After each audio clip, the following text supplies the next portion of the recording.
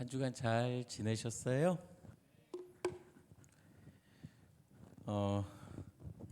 오늘도 주님의 날임을 잊지 않고 주님의 몸된 성전에 나와 예배드리는 우리 다음 세대 친구들, 그리고 우리 교사 선생님들, 또 부득이하게 예배 자리에 나오지 못한 우리 다음 세대들 모두 주님께서 한 영으로 인도하시고 축복해 주실 것을 믿습니다. PPT 부탁드립니다. 이제는 새벽에 되면 좀 추워졌어요, 그죠? 자다 보면은 나도 모르게 이제 이불을 목까지 싹 당기는 그런 계절이 왔어요. 이럴 때 뭘 조심해야 될까요? 네, 감기 조심해야 돼요. 감기 조심하시고, 자, 오늘 주님께서 주신 말씀은 창세기 4장 14절 말씀입니다. 우리 다음 세대들 큰 목소리로 그리고 한 목소리로 봉독하겠습니다. 주께서 오늘 이 지면에서 나를 쫓아내사 내시온즉 내가 주의 낯을 배우지 못하리니 내가 땅에서 피하며 유리하는 자가 될지라. 무릇 나를 만나는 자마다 나를 죽이겠나이다. 아멘. 이 누구의 고백일까요? 누구의 고백이길래 땅에서 피해 다니고 유리하는 자가 되면서 막 나를 만나는 사람마다 나를 다 죽일 것 같다라는 말, 이런 고백을 하는 사람이 과연 누굴지 오늘 이 시간에 한번 배워보려고 합니다. 자, 오늘 제목은 인류 최초의 살인자라는 제목이에요. 너무 무섭죠? 살인이 뭐예요? 민성이 살인이 뭐예요? 그래요, 사람을 죽이는 일이에요. 그게 좋은 일일까요? 나쁜 일일까요? 그죠? 나쁜 일이죠. 우리는 이 땅에서 살아나가면서 성령님이 우리에게 주신 9가지 열매를 하나하나 그때그때 따먹으면서 살아나가요. 선생님이 전에 한번 9가지 열매 알려줬는데 기억나는 친구? 나는 최소한 3개는 기억한다. 희담이 뭘까요? 희담이 뭘까요? 기억이 잘 안 나죠? 그래서 선생님이 이렇게 썼어요. 사랑, 희락, 화평, 인내, 자비, 양선, 충성, 온유, 절제. 다 아는 얘기죠? 우리 친구들 여기서 모르는 말 있어요? 모르는 말 없을 거예요. 자, 오늘의 말씀의 주인공을 이야기하기 전에 하나님께서 창조하신 것들을 보고 다 뭐라고 하셨죠? 너무 좋았다. 방간아지를 만들었더니 좋았다. 나무를 만들었더니 좋다. 다 그러셨어요.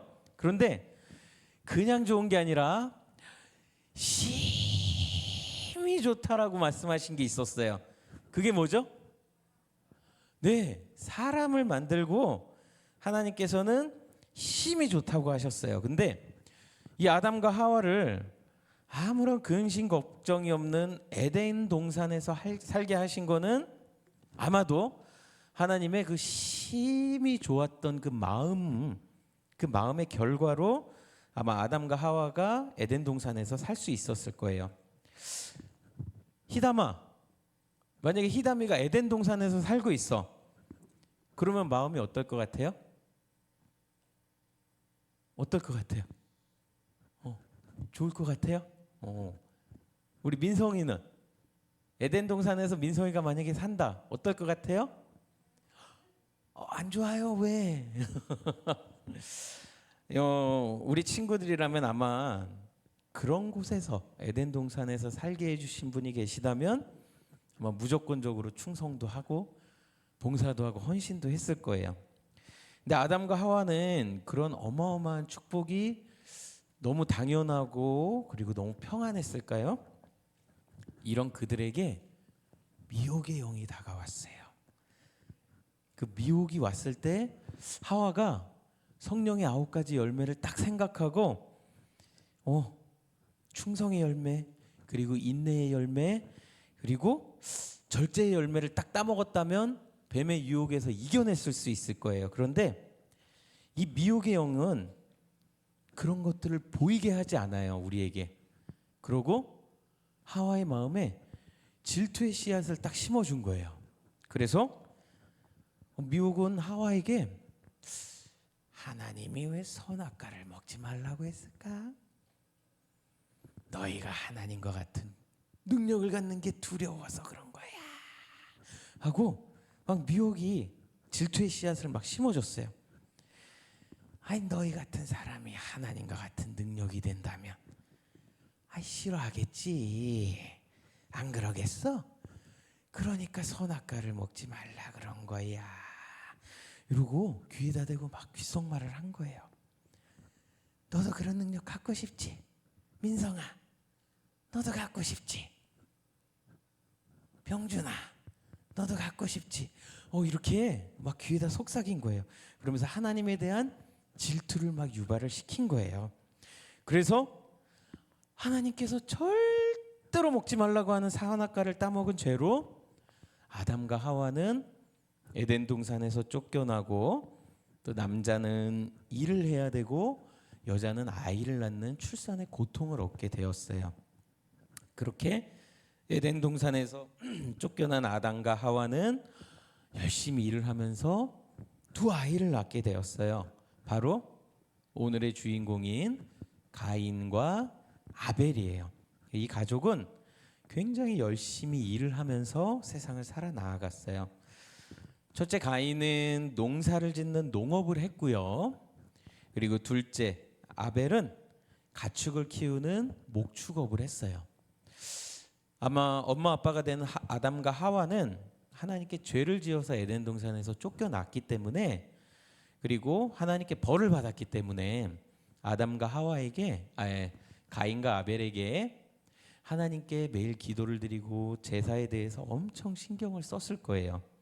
그래서 가인과 아벨에게 정말 귀에 못이 박히도록 제사가 중요하다, 기도가 중요하다 수없이 강조를 했을 거예요.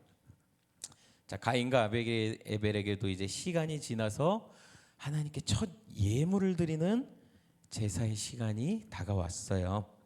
두 사람 모두 정성껏 준비해서, 가인은 땅의 소산물을 준비하고 아벨은 아주 훌륭한 양의 첫 새끼를 준비해서 제사를 드렸어요. 그래서 두 사람 다 뿌듯하게 하나님의 칭찬의 말씀을 기대하면서 제사를 드렸을 거예요. 그런데 하나님께서 동생 아벨의 제사는 너무나 기쁘게 받으셨는데 가인의 제사는 받지를 않으셨어요. 이때 가인이 내 재물이 문제가 있었나? 나의 제사에 문제가 있었나? 씨앗을 내가 잘못 썼나? 비료를 잘못 줬구나. 곡식에 흠이 있었나? 이런 생각을 했다면 하나님께서 가인에게도 뭐 축복을 줬을 거예요. 그런데 이 가인의 마음에 엄마 아빠에게 들어갔던 질투의 씨앗이 가인에게도 딱 심겨진 거예요. 내가 얼마나 피땀 흘려서 이룬 건데, 내가 얼마나 피땀 흘려서 가둔 소산물인데 저딴 양새끼가 뭐라고? 분해. 하나님 진짜 너무하시네. 짜증나. 그러면서 아벨을 시기하고 질투하기 시작한 거예요. 미혹의 영이 가인의 마음에, 그러니까 사탄이 얼마나 좋아했을까요? 사탄은 가인의 마음에 질투의 씨앗 하나만 딱 심었을 뿐인데 사랑, 희랑, 화평, 인내, 자비, 양선, 충성, 온유, 절제, 이 모든 성령의 열매들이 다 날아가 버렸어요. 결국 그 분노와 화를 참지 못한 가인은 아무도 모르는 은밀한 곳에 아벨을 불러다가 아벨을 돌로 머리를 쳐가지고 인류 최초의 살인자가 되는 불명예를 안게 되었어요. 그것도 모자라서 가인아, 내 동생 아벨이 어디 있느냐 물었을 때, 내가 그걸 어떻게 알아요? 내가 뭐 아벨을 키우는 사람인가? 몰라.